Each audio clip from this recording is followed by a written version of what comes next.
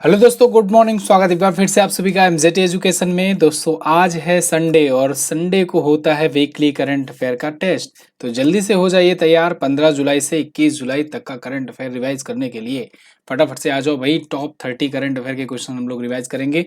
ये वही क्वेश्चन होंगे जो 15 जुलाई से 21 जुलाई के बीच में आपको पढ़ने थे। नहीं पढ़ा है तो यहाँ पर पढ़ लेना, पढ़ा है अगर तो रिविजन कर लेना।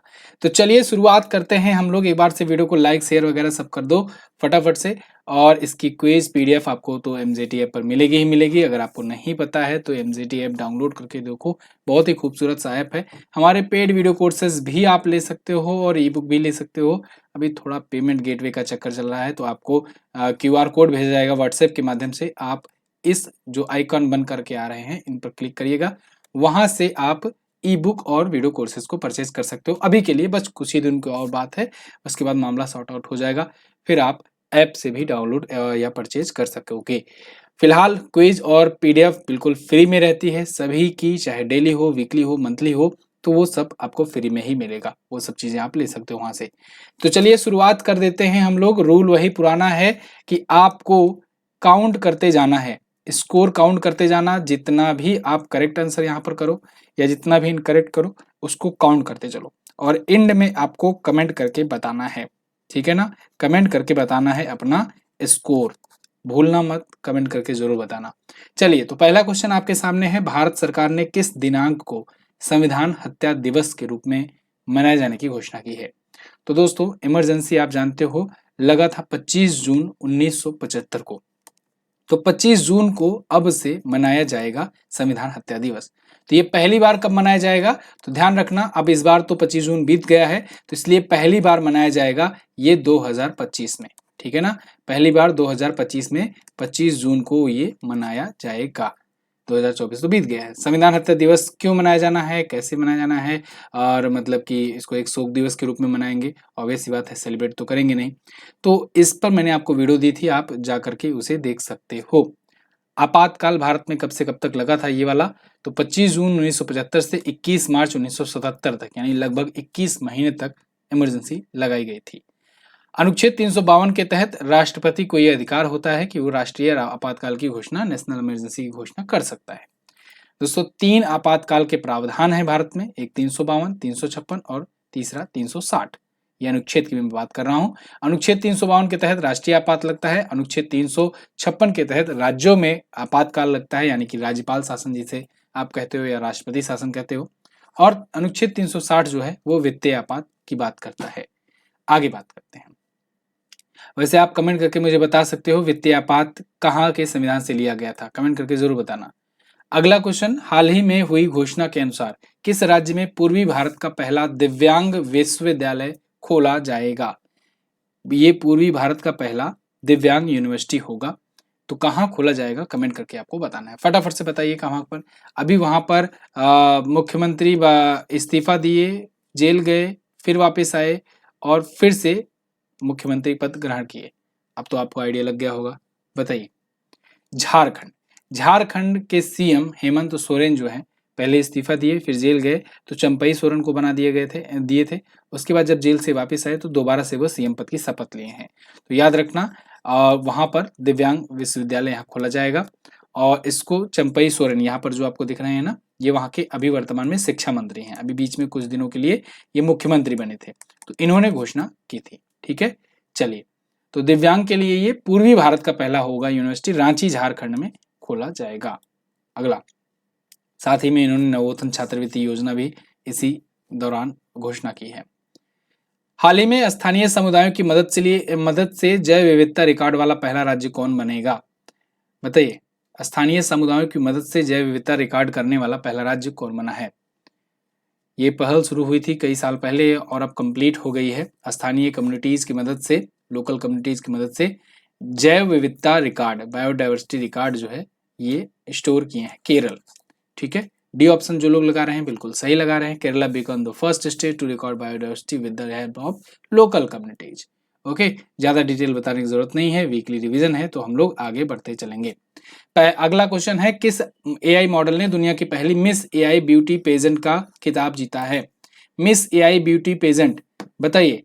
अभी तक तो आप मिस वर्ल्ड, मिस यूनिवर्स वगैरह सब याद करते थे, मिस दिवा यूनिवर्स, मिस इंडिया, अमेरिका वगैरह वगैरह। अब आप मिस एआई ब्यूटी पेजेंट याद करना। मिस एआई, बताइए कहाँ की आर्टिफिशियल इंटेलिजेंस मॉडल बनी है मिस एआई? तो ये बनी है केंजालेली। और केंजालेली कहाँ की है? ये है केंजालेली, देख लो, ये है मोरक्को की। और ये एआई है, आर्टिफिशियल इंटेलिजेंस मॉडल है, मतलब कि ये दुनिया में रियल वर्ल्ड में एग्जिस्ट नहीं करती हैं। ठीक है, भारत की तरफ से कौन गई थी ये भी पूछा जा सकता है। तो भारत की तरफ से जारा सातवरी गई थी, जारा सतावरी या जारा सातवरी जो भी पढ़ो, ये इंडिया की तरफ से थी। ठीक है, तो इनको भी डिजाइन किया गया था। किसने डिजाइन किया था? राहुल चौधरी नाम के एक बंदे ने। पुरस्कार राशि $20,000 बनी। हालांकि भारत की जारा सतावरी जो है ये टॉप 10 में तो आ पाई, लेकिन ये विनर नहीं बन पाई। विनर मोरक्को की केंजा लेली ही रही। अगला, हाल ही में किसको प्रतिष्ठित पुरस्कार हंस वान हटिंग से सम्मानित किया गया? तो हंस वान हटिंग पुरस्कार से किसे सम्मानित किया गया है, बताइएगा, किसे सम्मानित किया गया है? तो सम्मानित किया गया है दोस्तों प्रोफेसर के चोकलिंगम को। प्रोफेसर के चोकलिंगम यहाँ पर दिख रहे हैं, ये रिटायर्ड प्रोफेसर हैं विक्टिमोलॉजी के। विक्टिमोलॉजी, ठीक है, ये जो विक्टिम कार्ड खेले जाते हैं ना, ये क्षेत्र इन्हीं के अंतर्गत आता है। तो विक्टिमोलॉजी जो है, या कहें पीड़ित विज्ञान, हिंदी में बोले तो पीड़ित विज्ञान, जो पीड़ित होते हैं वो किस किस प्रकार के हो सकते हैं, उनको कैसे उस अवस्था से निकाला जा सकता है, तो इन सब पर ये रिसर्च वगैरह किया करते थे। तमिलनाडु के ये रिटायर्ड प्रोफेसर रह चुके हैं के चोकलिंगम। तो इनको हंस वान हेटिंग पुरस्कार से सम्मानित किया गया है। ठीक है, चलिए अगला, हाल ही में विश्व युवा कौशल दिवस ये कब मनाया गया? World youth skill day, important day है। जरा बताइए कमेंट करके कब मनाया गया, फटाफट से बताइए कमेंट करके कब मनाया गया विश्व युवा कौशल दिवस। तो दोस्तों ये मनाया गया कब? 15 जुलाई को। World youth skill day, youth की स्किल, यूथ में स्किल को बढ़ावा देने के लिए, जैसे चूंकि युवा ही भविष्य हैं, तो इनके लिए ये दिवस मनाया जाता है। इस बार की थीम क्या है? Youth skill for piece and development. ठीक, 2014 से ये शुरुआत हुआ था। हाल ही में कहां पर खर्ची पूजा महोत्सव या समारोह आयोजित किया गया? खर्ची पूजा, खर्ची पूजा बताइएगा। चलिए, इसी हफ्ते अभी हरेला पर्व भी मनाया गया है ना, तो हरेला पर्व भी याद रखना बहुत इंपॉर्टेंट है, पूछा जा सकता है। यहाँ पर खर्ची पूजा की बात की जा रही है। खर्ची पूजा दोस्तों, आप पहुंच जाना पूर्वोत्तर राज्यों की तरफ, उसमें आपको त्रिपुरा एक राज्य मिलेगा, तीन तरफ से बांग्लादेश से घिरा हुआ, वहां पर खर्ची पूजा समारोह होता है। खर्ची पूरा पूजा समारोह वहां के एक पुराने देवता हैं, चतुर्दश देवता, तो उनके सम्मान में, उनकी याद में ये लोग, त्रिपुरा की जनता जो है वो ये समारोह आयोजित करते हैं हर साल आषाढ़ मास के शुक्ल अष्टमी के दिवस पर। अगला,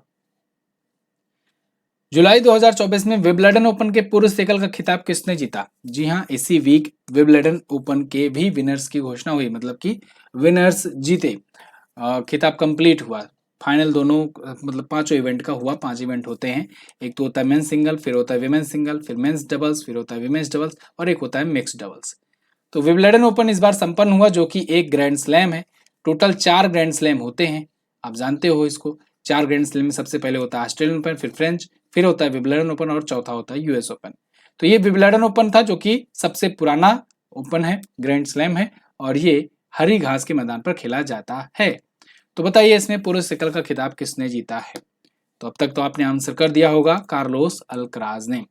ये है कार्लोस अल्कराज। अभी देखो, ये फ्रेंच ओपन भी जीते थे अभी, और अभी यहाँ पर भी जीत गए। ये रही पूरी लिस्ट वो पांचों इवेंट की जो मैंने आपको बताए। मेन सिंगल कार्लोस अल्कराज ने जीता नोवाक जोकोविच को हरा करके। विमेन सिंगल बारबोरा क्रेजिकोवा ने जीता जस्मिन पेओलिनी को हरा करके। इसके बाद mix double, women double, men's double, इसको ज्यादा याद करने की जरूरत नहीं है, मन करेगा तो कर लेना। तो फिलहाल अभी ये रोलैंड गैरोस भी जीते थे, जिसे हम लोग फ्रेंच ओपन कहते हैं। फ्रेंच ओपन को ही रोनाल्ड गैरोस भी कहा जाता है, ध्यान रखना इंपॉर्टेंट है ये भी। तो ये अभी जीते थे, उसके बाद अभी ये भी जीत गए, तो इस साल ये दोनों जीत गए। ठीक है, बारबोरा क्रेजिकोवा जो है ये महिला कल जीती हैं। अगला, 20 से 24 नवंबर 2024 तक पहला विश्व ऑडियो विजुअल एवं मनोरंजन शिखर सम्मेलन कहां पर आयोजित किया जाएगा? बताइए। 20 तारीख से 24 तारीख तक नवंबर महीने में विश्व ऑडियो विजुअल एवं मनोरंजन शिखर सम्मेलन कहां आयोजित किया जाएगा? फटाफट से कमेंट कीजिए। देखिए, 20 तारीख से लेकर के 28 तारीख के बीच में इंडिया इंटरनेशनल फिल्म फेस्टिवल होने वाला है, गोवा में होता है हर बार। तो गोवा में उसी में 20 से 24 के बीच में ये वाला इवेंट होगा। पहला होगा विश्व का पहला विश्व ऑडियो विजुअल मनोरंजन शिखर सम्मेलन। ठीक है, यहाँ पर देखिए अनाउंस हो गया है। द हिंदू का आर्टिकल है, India to host first global summit for media and entertainment sector in November. तो ये 20 से 24 नवंबर होगा। ओके, अंतर्राष्ट्रीय फिल्म महोत्सव 20 से 28 मई। अगला, हाल ही में जारी संयुक्त राष्ट्र की रिपोर्ट के अनुसार किस दशक में भारत की जनसंख्या 1.7 बिलियन तक पहुंच जाएगी? इस पर अभी मैंने कल भी डिस्कस किया था आप लोगों से, कल या परसों। तो उसमें मैंने बताया था कि 2100 तक आते आते जो है जनसंख्या पहले तो बढ़ेगी जनसंख्या, उसके बाद घटनी शुरू होगी। ठीक है ना। तो यहाँ पर देखिए 2060 तक आते आते जनसंख्या 1.7 बिलियन हो जाएगी। उसके बाद फिर ये डिक्लाइन होना शुरू होगी, मतलब 2060 जो होगा ये भारत की पॉपुलेशन का पीक होगा। उसके बाद पॉपुलेशन घटना शुरू होगा, ग्राफ गिरना शुरू होगा। तो यहाँ पर देखिए early 2060 to 1.7 billion before decline. अब इसके बाद डिक्लाइन होना शुरू होगा, यूनाइटेड नेशन की ये रिपोर्ट है। 2100 तक यानी 21वीं सदी के अंत तक भी हम लोग 150 करोड़ तक के साथ दुनिया के सबसे ज्यादा आबादी वाले देश बने रहेंगे। अभी कोई दूर दूर तक कोई नहीं दिख रहा है, पिछाड़ने वाला कोई नहीं है टक्कर में। तो यहाँ पर देखो चीन की आबादी तब तक कितनी हो जाएगी? चीन की आबादी तो घट करके आधे से भी कम 63 करोड़ के आसपास हो जाएगी। ठीक है, चलिए, तो 12% की गिरावट 2060 के बाद से इंडिया की पॉपुलेशन दिखने वाली है। अभी हम लोग 145 करोड़ की आबादी के साथ दुनिया के नंबर 1 पॉपुलेशन वाली कंट्री बने हुए हैं। अगला, हाल ही में कहां पर विश्व के पहले 3D प्रिंटेड एब्रा का परीक्षण किया गया? विश्व का पहला 3D प्रिंटेड एब्रा। देखो एब्रा जो है ये यूएई में चलते हैं। यूएई में जो नौका होती है ना, जैसे अपने यहाँ फेरी सुविधा, नौका सुविधा चलाई जाती है, मोटर बोट वगैरह, वैसे यहाँ पर इसे एब्रा कहते हैं। तो वो एब्रा अभी विश्व का पहला 3D प्रिंटेड टेक्नोलॉजी से बनाया गया है, और ये कहाँ पर? यूएई में बनाया गया है। ठीक है, तो इसका परीक्षण अभी किया गया है। यहाँ पर आप देख सकते हो RTA launch trial operation of world first 3D printed abra UAE.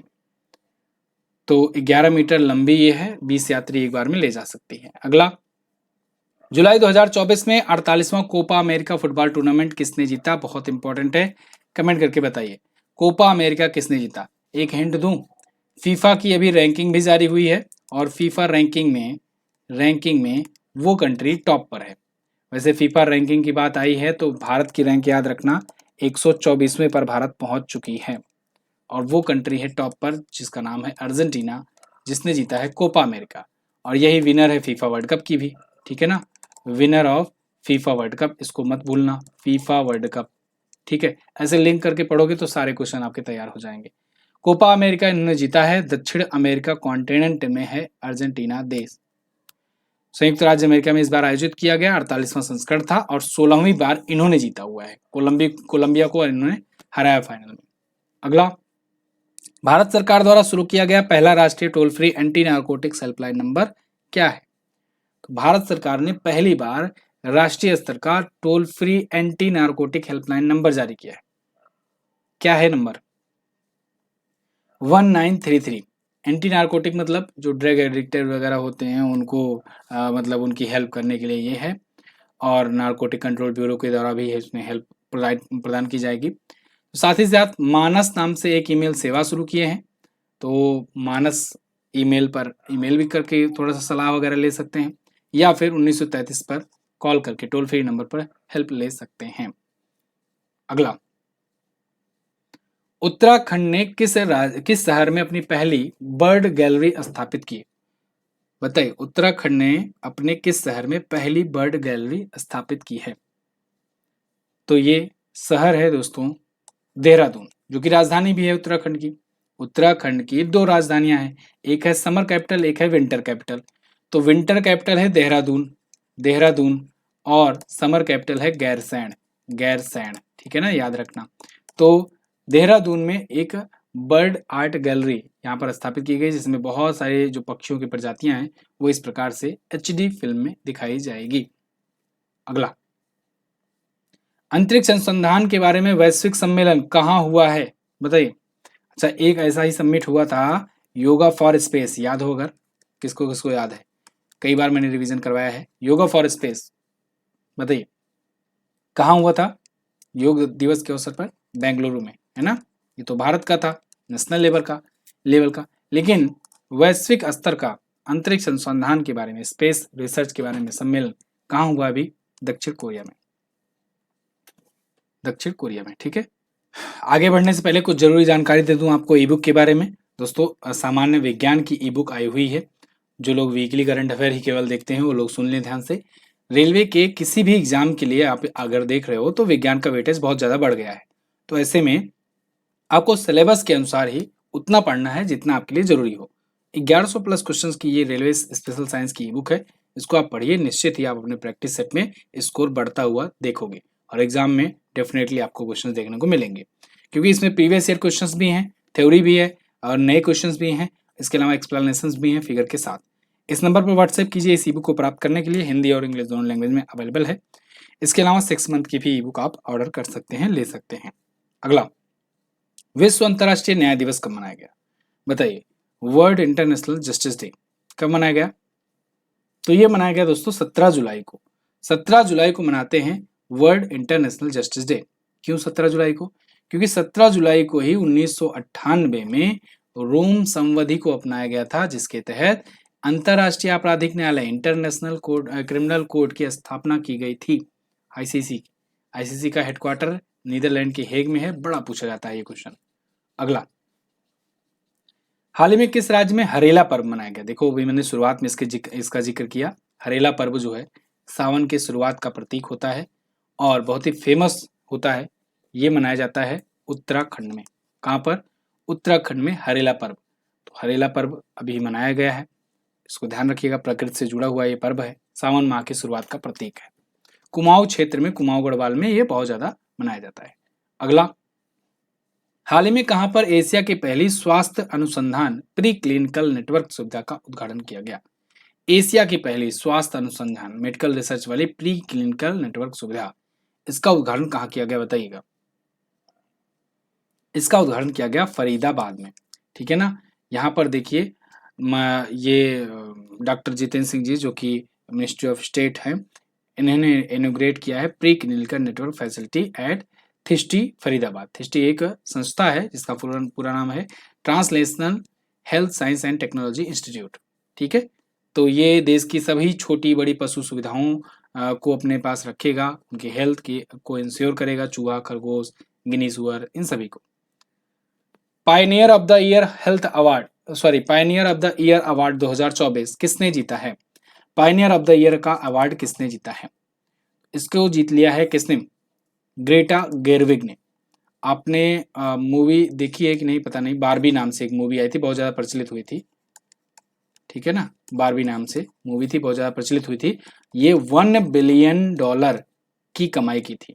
$1 billion की, $1 अरब की कमाई की थी।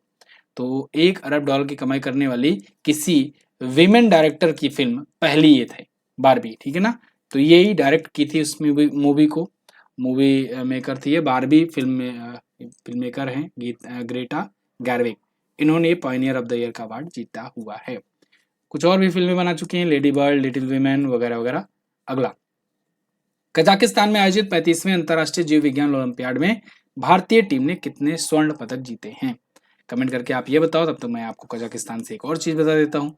कजाकिस्तान की राजधानी है अस्ताना, जानते हो अस्ताना। अस्ताना में ही इस बार SCO समिट हुई, ठीक है ना। पीएम मोदी तो गए नहीं थे, पीएम मोदी ने वहां पर भेजा था एस जयशंकर साहब को, विदेश मंत्री को, भारत को रिप्रेजेंट करने।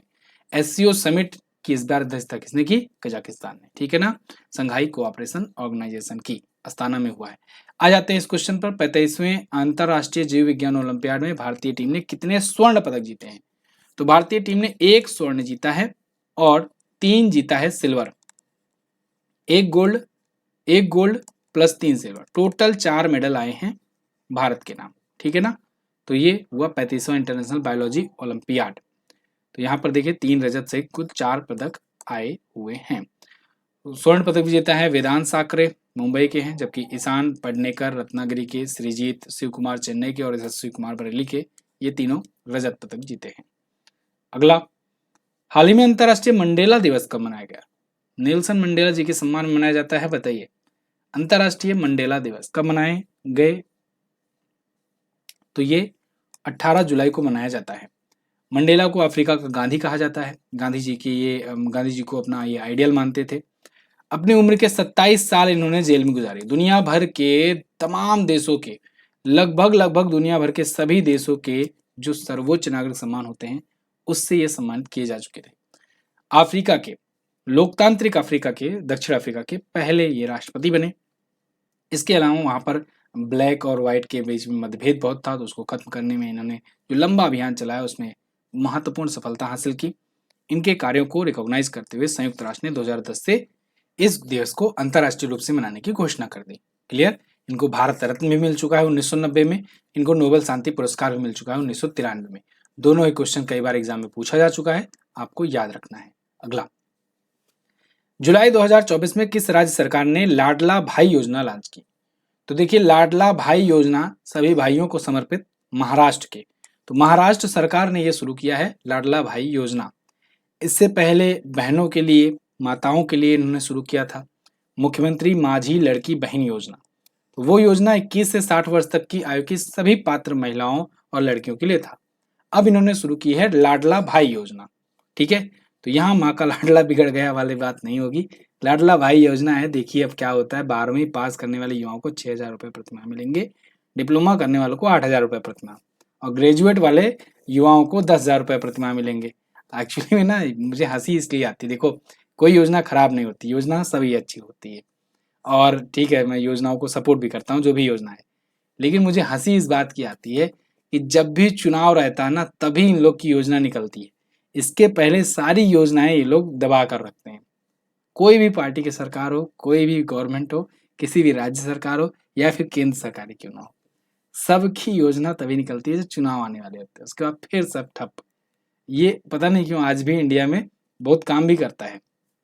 अगला, हाल ही में बेलारूस द्वारा कितने यूरोपीय देशों के लिए वीजा मुक्त नीति शुरू की गई? बेलारूस के द्वारा यूरोपीय देशों के लिए वीजा फ्री पॉलिसी शुरू की गई। बताइए। बेलारूस आप जानते हो ना, रूस से सटा हुआ एक देश है, यूक्रेन उसके नीचे है, और रूस ने बेलारूस के थ्रू ही आकर के अटैक किए थे, कुछ अटैक तो इधर से भी किया था। तो बेलारूस ने क्या किया है कि 35 देशों को, 35 यूरोपीय देशों को इनवाइट किया कि भैया आओ, आपके लिए वीजा फ्री एक्सेस है। कब तक? 31 दिसंबर तक। तो आप लोग एंट्री मार सकते हो। 35 देशों के लिए, यूरोपीय देशों के लिए वीजा फ्री एक्सेस किए हुए हैं।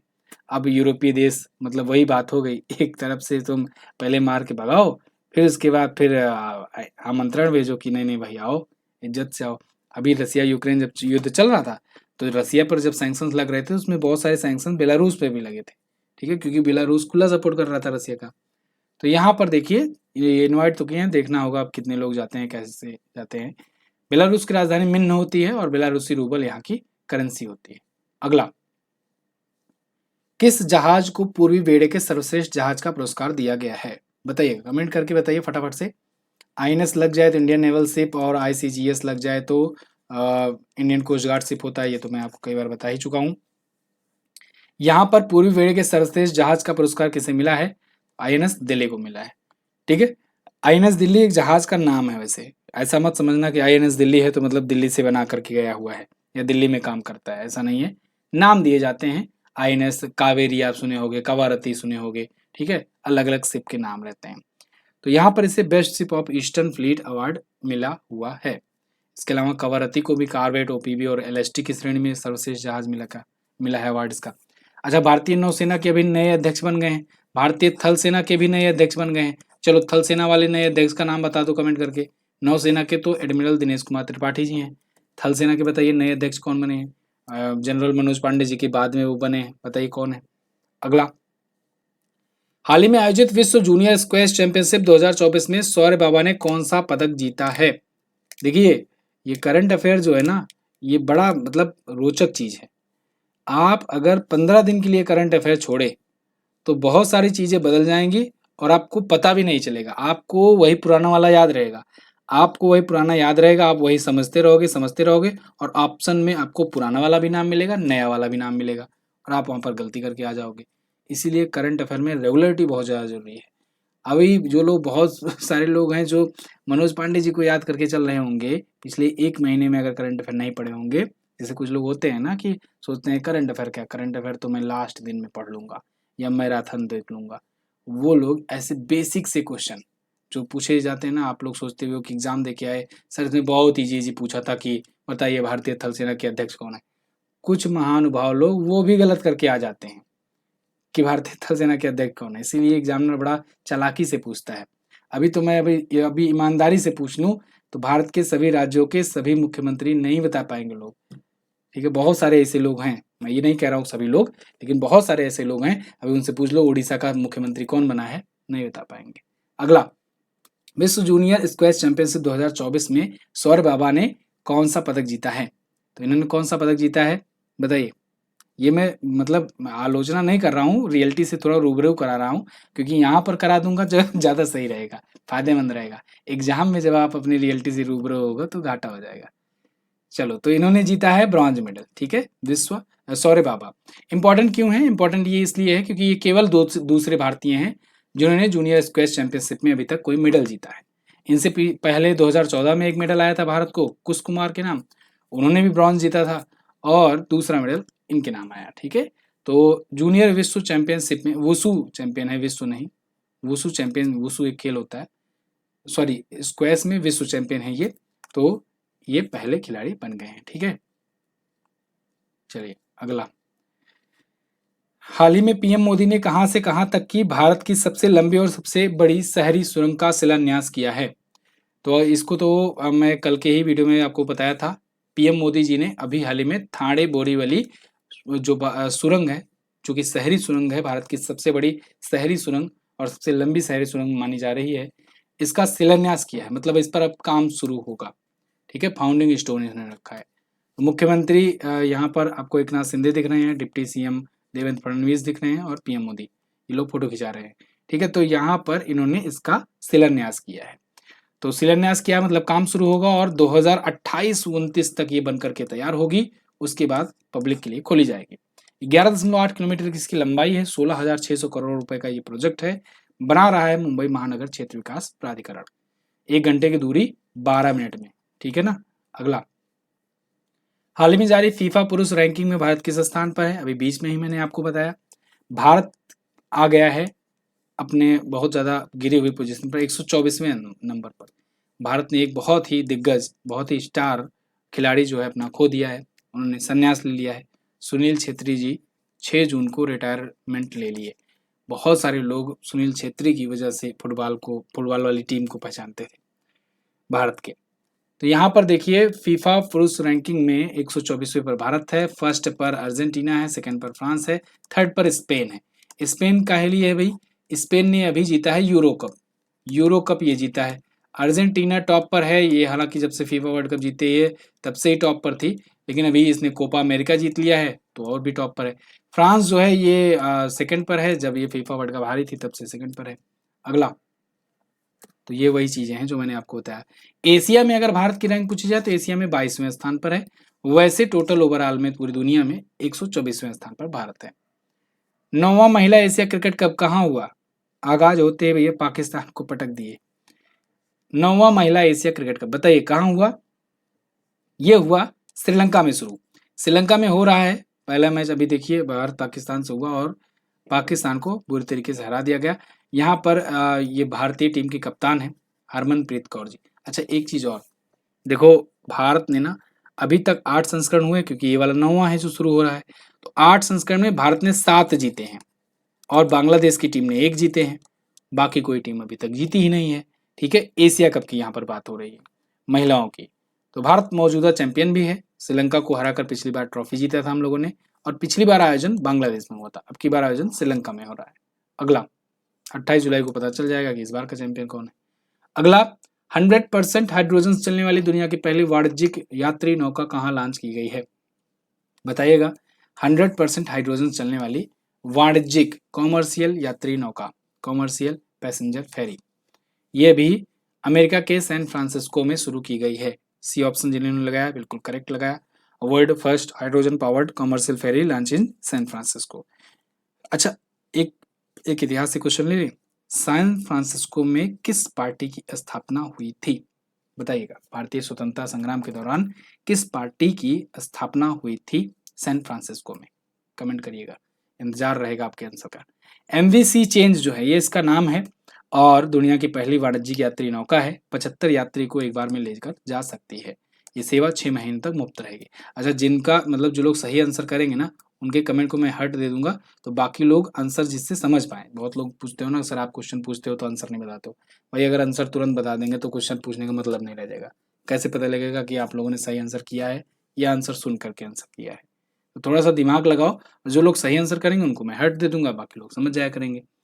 हाल ही में किसने ईएसपीवाई सेवा के लिए पैट टिलमैन पुरस्कार जीता है? लास्ट क्वेश्चन आज का, बताइए। ईएसपीवाई में सेवा के लिए पैट टिलमैन पुरस्कार किसने जीता है? तो भाई ये ब्रिटेन के राजशाही घराने को छोड़ करके ये अमेरिका में चले गए, बस गए प्रिंस हैरी। प्रिंस हैरी जो है ये हैं और इनको ये अवार्ड मिला है, पैट टिलमैन पुरस्कार। क्लियर? चलिए, तो ये थे टॉप 30 क्वेश्चन जो कि 15 जुलाई से लेकर के 21 जुलाई के बीच में थे। तो wish you happy Sunday. Enjoy कीजिए, प्लानिंग कीजिए अगले हफ्ते की, अगले हफ्ते के टारगेट्स बनाइए।